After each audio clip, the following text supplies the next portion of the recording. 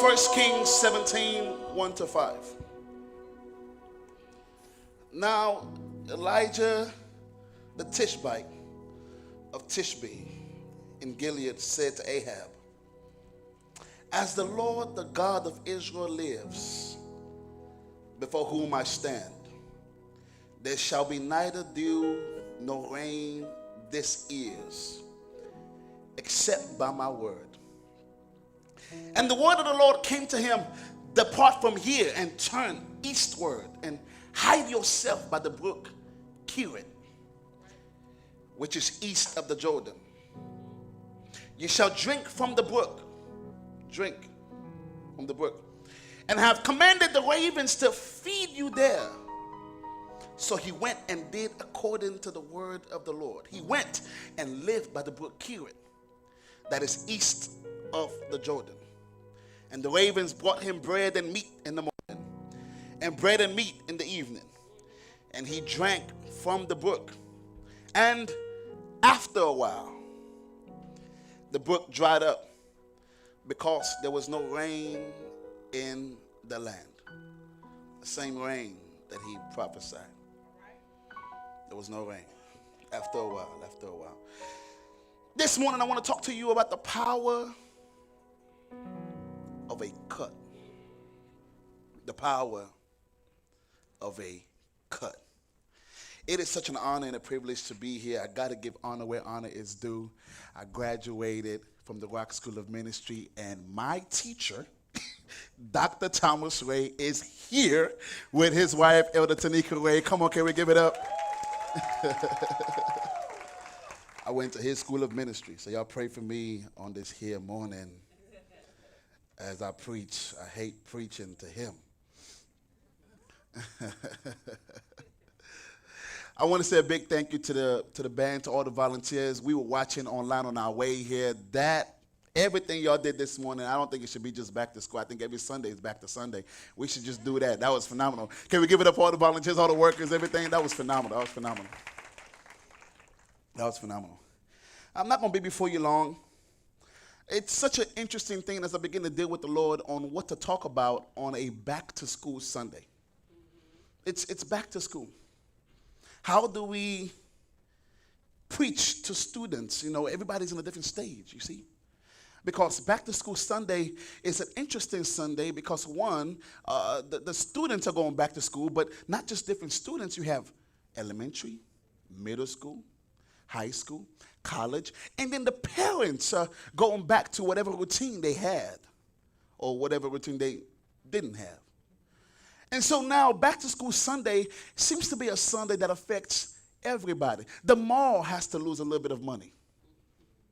Because if you go any mall that's local in Dallas, DFW, you know, during the summer, the kids are always there. And so when you have a back-to-school Sunday like this, it's hard to preach a word that you feel is right fitting. And so when the Lord gave me the power of a cut, I just thought it was weird. And Elijah didn't seem to be the fitting character to utilize, you see, because in this context, Elijah is a prophet caught in the midst of adversity and total rebellious in the land. It seems that he has an interesting relationship with God. If you observe the book of 1 Kings 17 all the way to 2 Kings in his departure from earth, you will see that the Lord has been dealing with Elijah and Elijah's perception of himself and of God. Something about him has God in a place where he utilizes extreme measures to send him a message or to use him as a reference point. Each season of his ministry was filled with God exposing something about himself to Elijah while exposing Elijah to himself. You see, there is no way to walk with God and not eventually see and recognize the depth of your righteousness being as filthy rags. There's no way. As a matter of fact, the closer you get to God, the more dirty you realize you really were. It's hard to get close to God and be filled with pride. There's something about a revelation of God that will make you say, oh, wretched man that I am. It's something about the revelation of God that God would expose you to him, and then you see you. And so Elijah is a great resource for any believer looking to embrace the duality of God, the lion and the lamb, the righteous judge and the merciful God, the God who is the God of peace and can still pour out his wrath, the same God that would affirm Jesus in a pool in his baptism and yet lead him to be tested of the enemy, the same God that can, by his preference, choose to bring resources from a fish's mouth or cause a donkey to speak or feed you with ravens.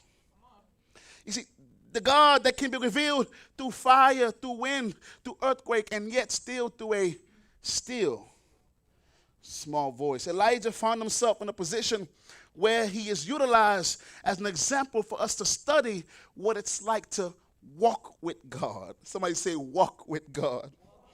Yeah. Elijah's name means Jehovah. Where's my eraser? If you can't read this, I apologize. I never claimed to have a good handwriting. It's God. Mm-hmm. Or it could also mean Yahweh is my God. In the Hebrew, it is Eliyahu. Now, here's the interesting thing, though. It says Elijah the Tishbite.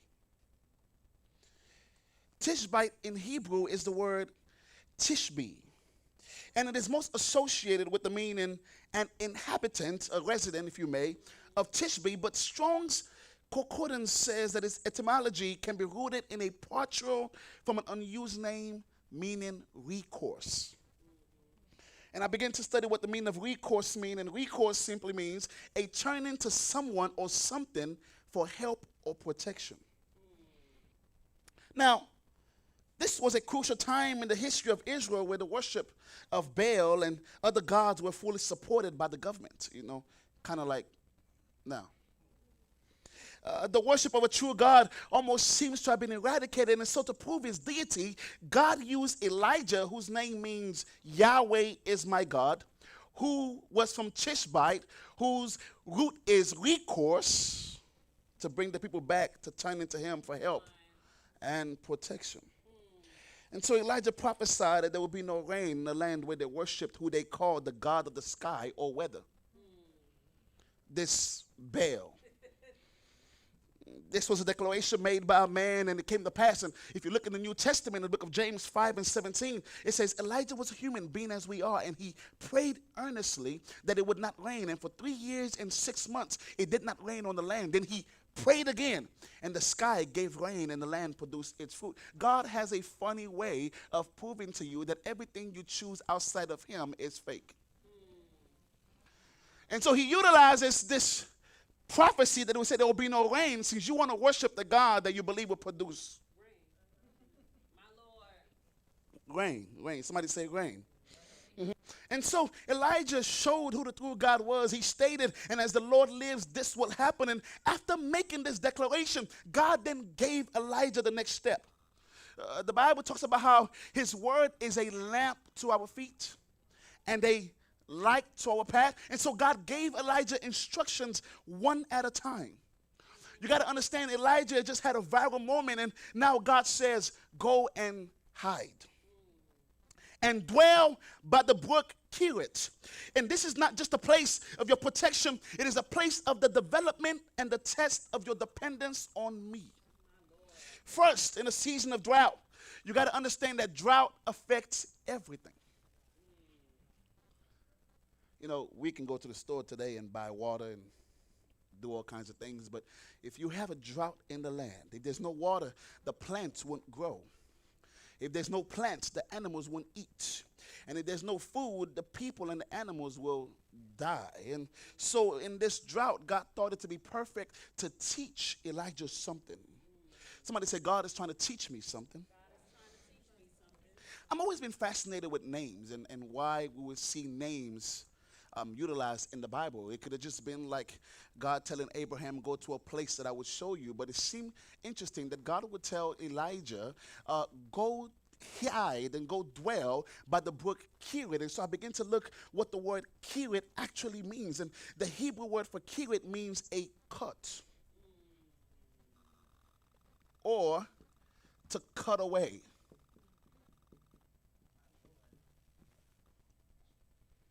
A cut. I want you to go drink from a cut. And I've commanded the ravens to feed you in a cut. And so he went there, and the KJV says he dwelt. And that's the same Hebrew word used in Psalms 91, Yashab, which simply means to sit down, to remain, to marry, to abide, to inhabit. He dwelt in the cut. And God sent ravens there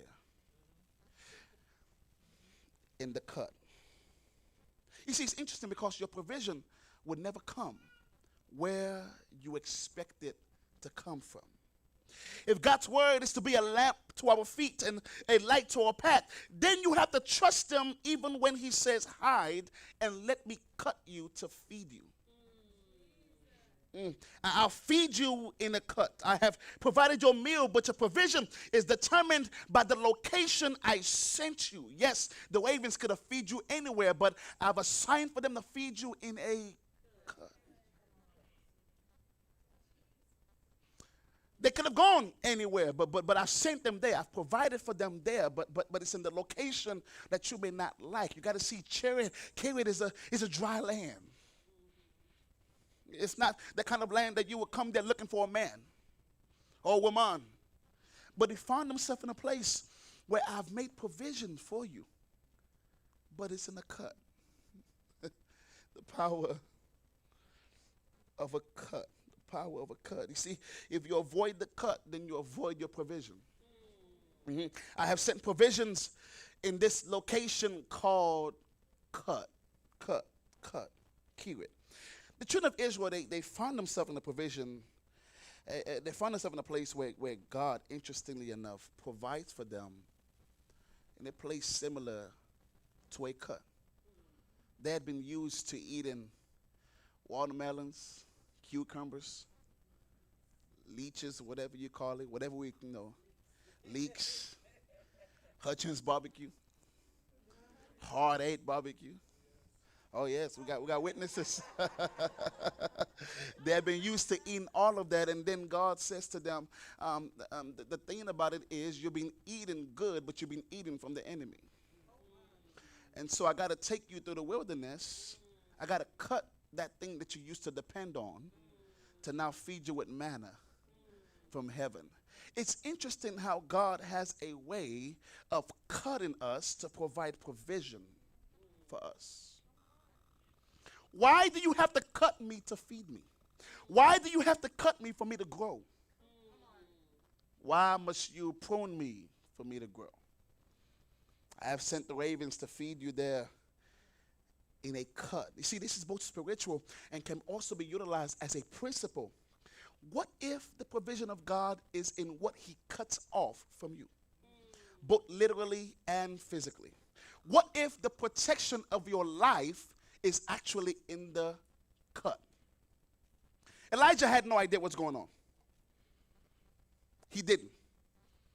Just like many of us, we're in a place where it can seem as if God is cutting things away from you or putting you in a place that seems like isolation and you have no idea about it. Elijah had no idea about it. But in his absence, God put him in a cut, in a place where no other human will be found there. Something else was going on.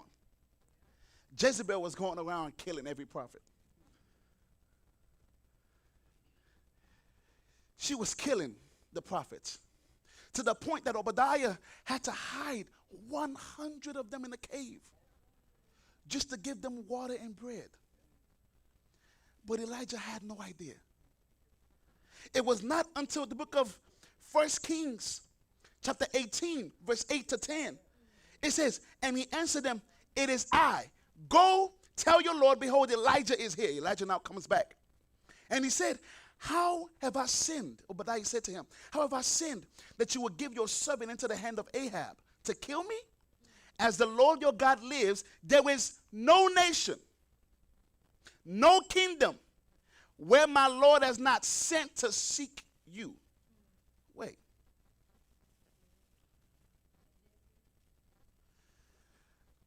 Can we take 10 seconds to thank God for him hiding you?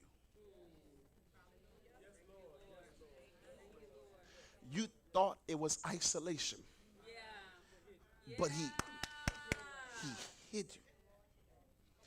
He says, there was no nation, no kingdom where my Lord is not sent to seek after you. And when they would say he is not here, he would take an oath of the kingdom or nation, and they have not found you, that they have not found you. Elijah, I'm sending you to a cut. And it could be uncomfortable. It's not what you're used to. It's not mommy and daddy's house anymore. It's not the meal that mommy gave you every morning now. You see, now you got to go hang around other things that you don't like, other people that you don't know. I'm sending you to a cut, and you don't realize that in that cut there, I'm protecting you. I'm keeping you in that cut. I'm there giving you a meal one day at a time. And the whole time that you are there and it seems like you're by yourself, you don't realize that there are people that are seeking your death, and I have to pick a place where they can't find you. It's something about you hiding you and something about God hiding you. It was something about God preserving you. It's something about God putting you in a place called cut that grows and develops your character. You think they walked out on you, but God had to send you to a cut to save your life. You think they rejected you, but God spared you in a cut. Catch this. Some of you are mad at the way God chose to spare your life.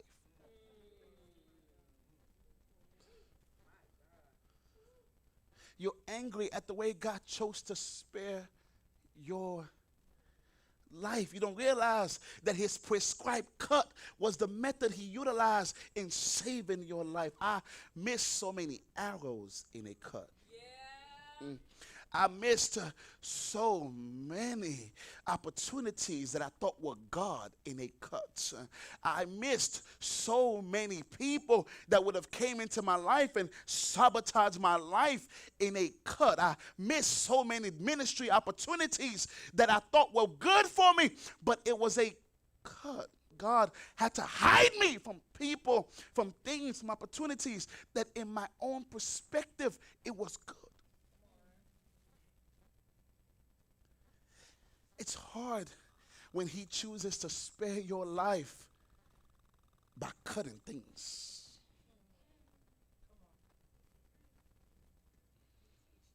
That relationship that seemed like it would have been beneficial. And then he says, go in the cut.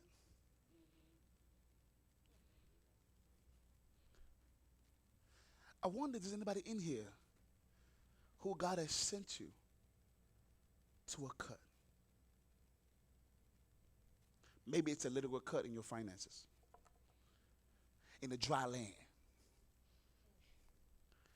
You just had a great ministry experience. You mean to tell me I'm going to prophesy, rain not going to fall, and rain don't fall, and I don't get no speaking engagements? I didn't get no book deals? You mean to tell me you just utilized me to showcase your power just to hide me?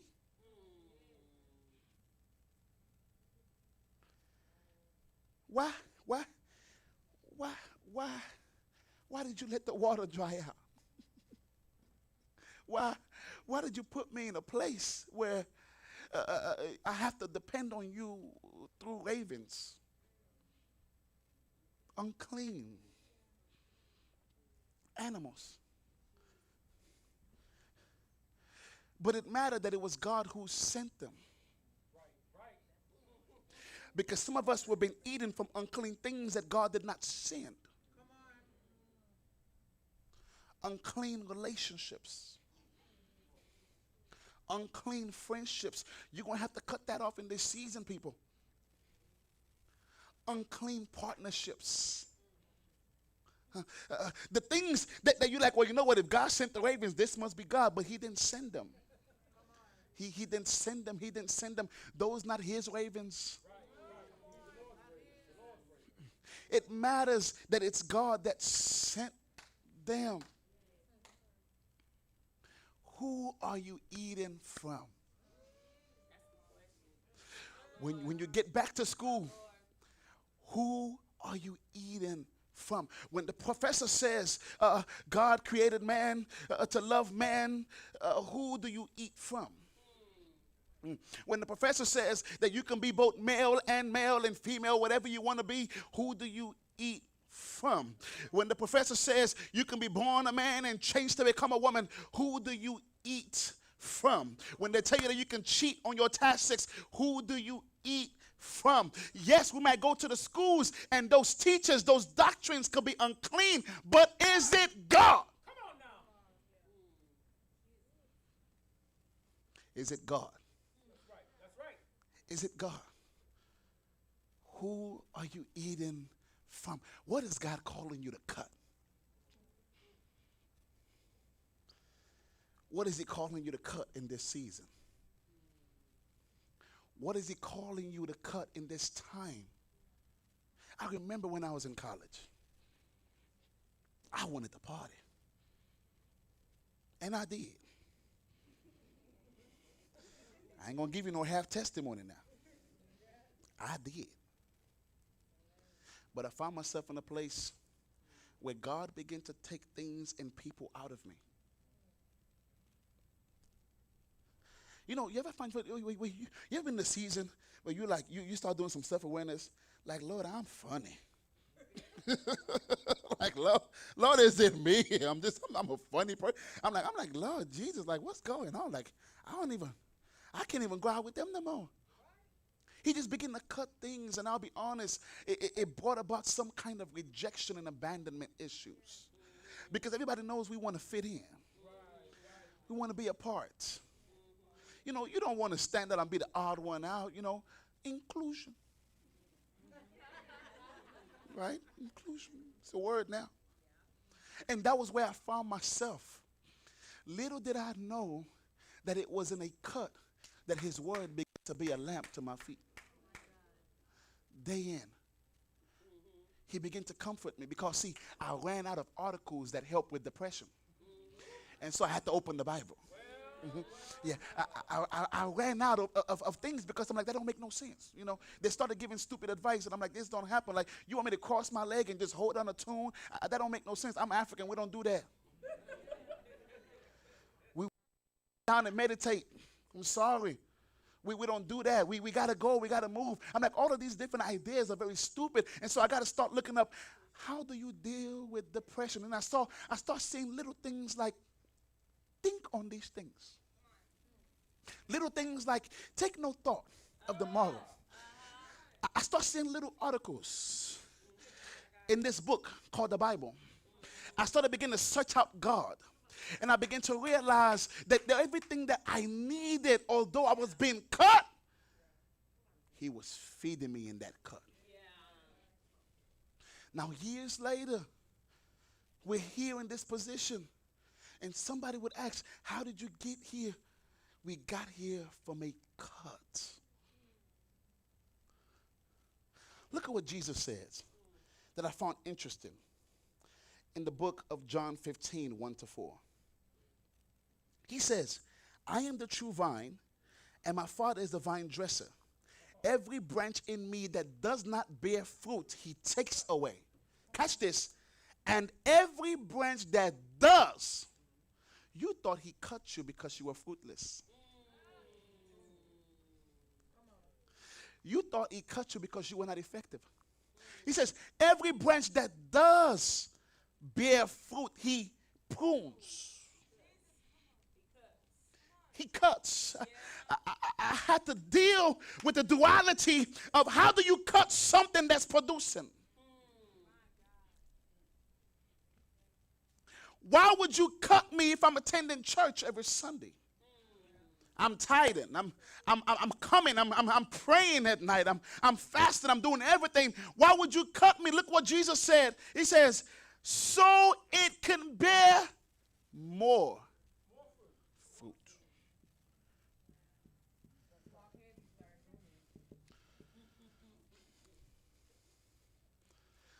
power of a cut is more. You've been asking God for more. Here it is in a cut. You've been asking for more blessing. Here it is in a cut. It's a cut. What is God calling you to cut? What is he calling you to cut? Is it the distraction? Is it the bad spending habits? What is God calling you to cut? Is it the gossip? Is it the unproductivity? Is it living above your means? Is it, Lord, I wish I had more time for you. Man, why ain't you prayed yet? I don't be having time, man. Like, I'm trying to, I just need more time. I need more time, and I just do. And the time is 5 hours spent in one day. Spend 5 hours looking at somebody else's story that is filtered and dappered up to make them look like who they're not. Why you don't write your own story? What is God causing you to cut? Is it your indulgence in people acting out a scene? Man, Pastor, you don't understand. I got to finish that show. The person who you're watching already finished the show. They acted it and they're doing something else, being productive. You're spending your hours watching and binge watching what's completed. What is God calling you to cut in this season? As we're getting ready to go back to school, you cannot ask God for more and not think that he ain't gonna cut you. That's right. That's right. He cuts. He cuts. And you got to understand, this is his pattern from Genesis. He saw that Adam was in need of a helpmeet. You needed more, Adam. So I'm going to put you to sleep and you want help? I'm going to cut you to give you help. You want to grow? I'm going to cut you to get you to grow. Why are you running from his cut? There's some of us in here, we're running from his cut. He's been trying to cut you for a long time. And you're like, I don't have time. I don't know. I'm not ready yet. And God is saying, come, let me cut you because I want to produce more in you. There's more glory that I can bring forth out of you. There's more power that I can bring forth out of you. But I got to cut you first. Can you stand to be cut? Can you stand to be cut? The Bible says Elijah went and he dwelt there. He stayed there. Can you dwell there when he's cutting you? Yes, Lord. My Lord. Can you remain there when it's uncomfortable? Yes. When it hurts? Maybe it's the marriage that he's cutting. Maybe for us, even us, as a married couple, we have to now deal with our son going to a school for the first time. I'm like, man, I'm going to have to start going to that school, give him donuts, just so I can look at the teachers real good. Do it. You know it. I'll be there every morning, afternoon, and night. I just bought some extra donuts, just want to see. But I wonder if God is trying to cut my control.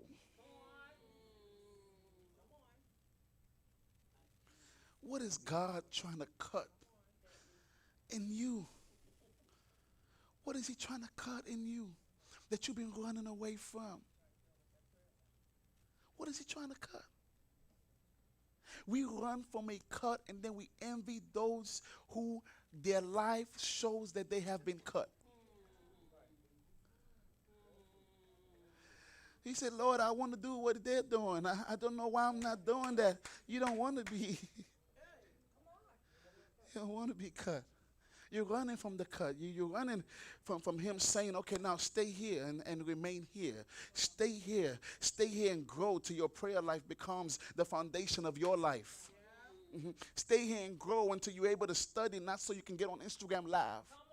Stay here and grow. Stay here and let me cut you. Let me keep cutting you. And it's uncomfortable. You got to understand. It's so interesting because the Bible lets us know Paul was talking to the church and he says, I beseech you therefore, brethren, by the mercies of God, that you present yourself a living. It's interesting because if I'm dead, I don't feel the burns. But it's something about being a living sacrifice that I have to remain at an altar that is burning me, that is cutting me, but I got to dwell there.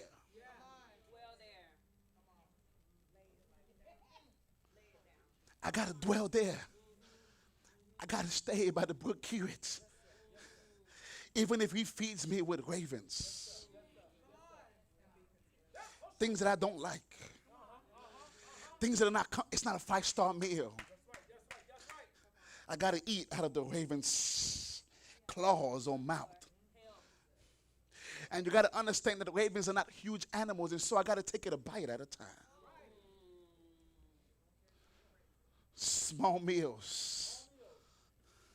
Just to get me through the next hour, the next day. And it's uncomfortable, but he cut me. He cut me.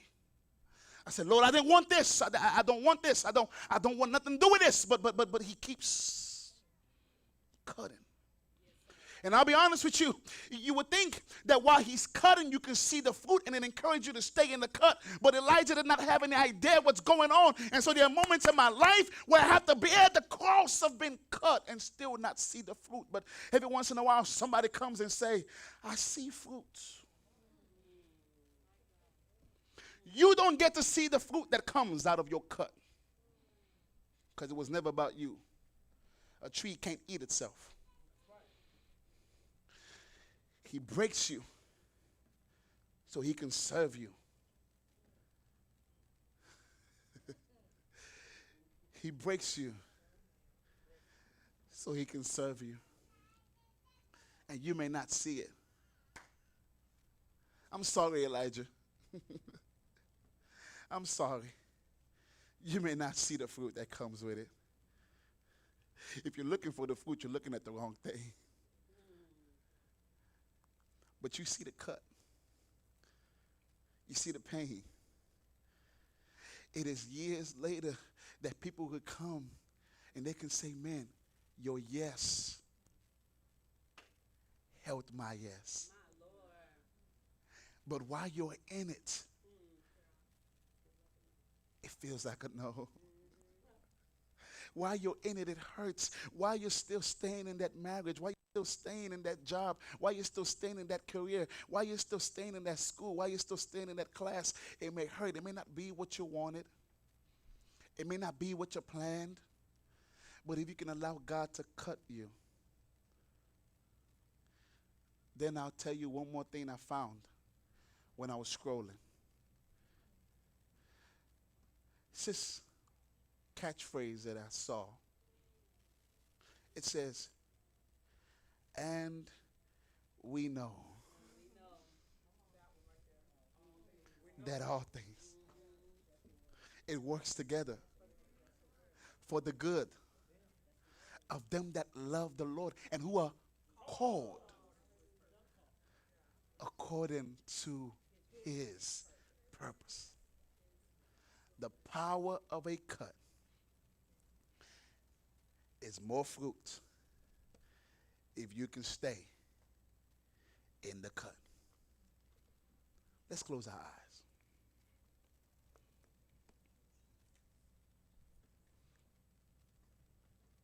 I wonder, is anybody in here that's been cut right now? And maybe you're mad at God. Maybe you're disappointed with him. I wonder, is anybody in here who currently is on the surgical table while he's trying to produce more fruits.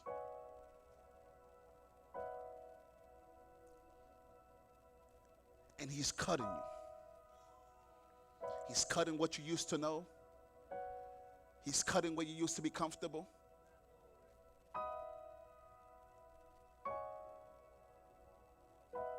Is there anybody in here who's getting weary in well doing? Who's getting tired of waiting? Even though he says, and though that wait upon the Lord, they shall renew their strength. They shall mount up with wings like eagles. They shall run and not get weary. They shall walk and not faint. I wonder if there's anybody who stopped waiting in the cut.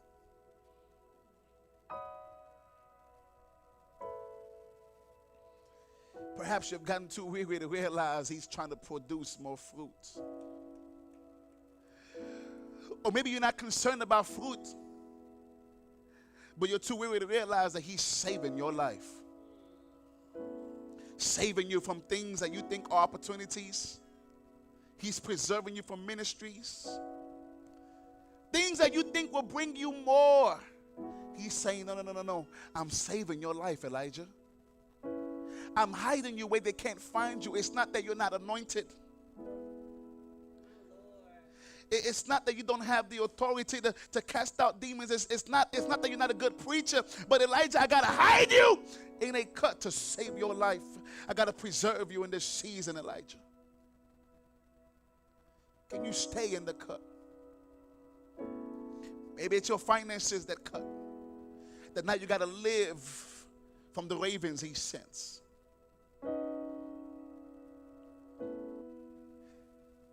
He's cutting. But he is cutting you so you can bear more fruits. More fruit. And don't get weary in well doing. For you will reap if you faint not. Can you stand to be cut? As we go back to school, for my parents, my teachers, my educators, for the students, we're in a season where he's cutting. And it's going to be uncomfortable. But he's cutting so you can bear more fruit. So you can be effective. My prayer is that you stay there. You remain there while he cuts. That you don't run away from the cut. And that he gives you the strength and the grace to be what he has called you to be. May God bless you. May God strengthen you. May God cause his face to shine upon you. And may God give you peace.